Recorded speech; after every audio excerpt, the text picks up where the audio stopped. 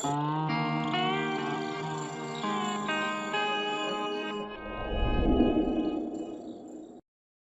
warahmatullahi wabarakatuh. Pada kesempatan kali ini saya akan menyampaikan sebuah informasi update.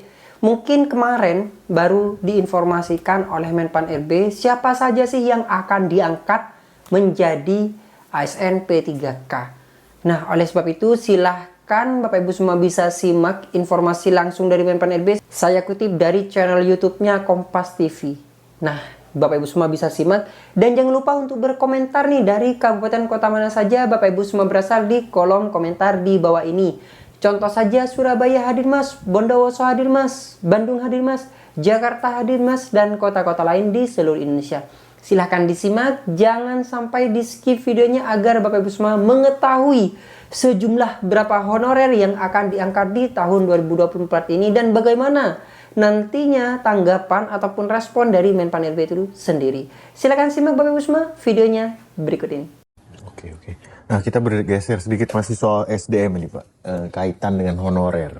Karena ada target untuk selesai tahun ini. Mungkin bisa dijelaskan juga progresnya dari itu problem lama ya, Pak, ya, dari pemerintahan sebelumnya. Gitu. Iya. Nah, sejauh ini akankah target tahun ini selesai atau Jadi gimana? memang soal honorer ini banyak sekali terkait dengan pemerintah daerah kabupaten kota yang dahulu direkrut untuk percepatan pencapaian visi misi kepala daerah dan seterusnya dan seterusnya.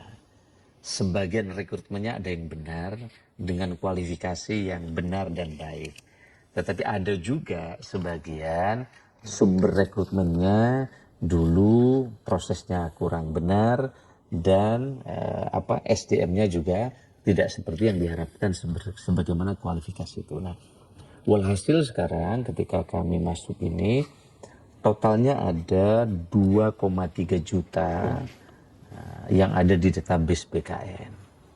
Maka kami sekarang fokus bersama DPR di Komisi 2 menyelesaikan yang ada 2,3 juta tadi. Nah, sekarang tersisa 1,7 juta yang tahun ini akan kita selesaikan.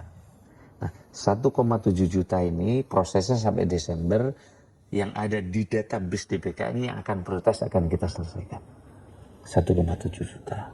Dan kemarin informasi ini telah kita berikan ke daerah-daerah, tetapi dari 1,7 juta tadi, daerah yang mengajukan formasi ke kami kurang lebih 1,2 juta. Kenapa sebagian mereka tidak usulkan?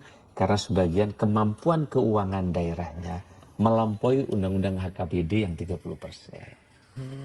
Nah, oleh karena itu kita beri solusi. Maka ada nanti mereka akan diangkat menjadi P3K penuh waktu dan P3K paruh waktu. Bagi Pemda yang anggarannya cukup dan kualifikasi P3K-nya ini memang sesuai dengan harapan, mereka bisa masuk ke P3K penuh waktu. Bagi daerah yang anggarannya terbatas, mereka tetap bisa seperti sekarang, mereka menjadi P3K paruh waktu. Sehingga tidak akan ada pembekakan anggaran, tidak akan ada penurunan pendapatan bagi mereka yang ada sekarang dan mereka tetap bisa bekerja. Ini skema penyelesaian pemerintah karena kalau tahun ini tidak diambil keputusan, maka akan ada PHK massal karena statusnya hanya PNS dan P3K. Nah, atas saran Presiden, ini kita selesaikan, terutama yang masuk sesuai dengan database yang ada di BKN. Iya. Jadi targetnya tetap optimis bisa selesai semua tahun ini ya. Melalui rekrutmen sampai akhir tahun nanti ya, Pak? Jadi bukan rekrutmen, menyelesaikan data yang ada di BKN kurang lebih 1,7 juta non-ASN tadi. Tentu prioritasnya dua, yaitu untuk mereka yang di kesehatan, mereka yang di pendidikan. Iya. Kita geser lagi nih, Pak. Tadi sempat nyinggung yang poin kedua itu soal digital government. Nah, dan ada aplikasi GovTech juga. Nah, itu mungkin bisa dijelaskan, Pak. Itu kan juga dinantikan oleh masyarakat untuk memudahkan mereka. Kalau digitalisasinya benar dibarengi dengan proses bisnis, pasti pelayanannya akan lebih cepat, transparan, dan ada pengurangan orang. ini masalahnya ada banyak program digitalisasi, orangnya terus nambah, gedungnya nambah. Nah, kita udah cek, kita udah praktekkan yang di BKN. BKN ini proses bisnis terkait dengan pegawaian, kita pangkas. Misalnya layanan kepegawaian dari 14 tahap menjadi 2 tahap. Kemudian dengan sistem digital. Apa yang terjadi? Beberapa lantai di kantor BKN kosong. Dari 500 tinggal 50 orang. Karena sistemnya lebih cepat dipangkas. Layanan-layanan ini. Begitu juga layanan kenaikan pangkat dari 8 tahap sekarang tinggal 2 tahap. Dan ini terasa. Begitu juga pengisian angka kredit DUPAT. Dulu dosen, guru, wah itu ribet sekali. Harus cuti setahun bisa 5 hari. Ngisi angka kredit. Nah sekarang udah kita pangkas. Berupa butir-butir kegiatan ini. Kadang kinerja ASN ini kadang mestinya dia melayani masyarakat, tapi dia sibuk untuk pengisian administrasi. Betul. Dan ini sudah banyak kita pangkas. Nah oleh karena itu maka pengintegrasian sistem itu menjadi penting. Nah, terkait dengan pertanyaan tadi, kita lihat ini hampir semua negara bicara digitalisasi. Tapi kadang arsitektur dan sistemnya itu tidak terintegrasi dan tidak segera berdampak untuk rakyat. Maka kita lihat ini, ternyata ada 20 negara dengan sistem SPBE, sistem pemerintah berbasis elektroniknya paling bagus. Ternyata kalau SPBE-nya bagus atau e-government-nya bagus, nomor 1 indeks persepsi korupsinya pasti bagus. Ya, rule of law index-nya bagus. Indeks kebahagiaannya bagus. Indeks investasinya pasti bagus. Ini negara-negara ini, seperti Korea Selatan, Denmark.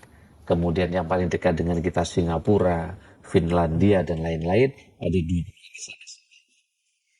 Dari sini kemudian ajarannya sama ini. Di Inggris dan beberapa negara, dulu mereka ada ribuan aplikasi. Nah sekarang dia dimasukkan ke dalam satu portal. Nah ternyata mereka juga mengalami kesulitan di awalnya. Karena masing-masing kementerian, negara bagian ini merasa punya sistem yang udah bagus. Nah, top semua. Sama dengan di kita. Di kementerian, di daerah-daerah, ini punya ahli IT yang menurut mereka ini kecap nomor 1 ABC semua. Yang top semua ini. Walhasil, tim yang membersamai kementerian lembaga yang top-top ini, kemudian bukan memudahkan untuk diintegrasikan, tapi mereka justru kadang sebagian sulit untuk disambungkan. Nah, belajar dari sini, ternyata untuk menyatukan itu mereka punya namanya GovTech, punya government technology, untuk memaksa menstandarisasi sistem-sistem yang ada di pemerintah. Nah, misalnya di Inggris punya GDS. Di Singapura punya GovTech Singapura dan lain-lain. Nah, belajar dari seluruh negara yang sedang bekerja ini, maka kemudian Presiden memutuskan membuat GovTech Indonesia. Namanya diberi nama INA Digital. Nah, untuk menuju ke sini ini tentu ini merupakan proses yang panjang. Dan ini menjadi titik penting bagi Indonesia untuk bangkit agar kita segera mengejar ketertinggalan itu.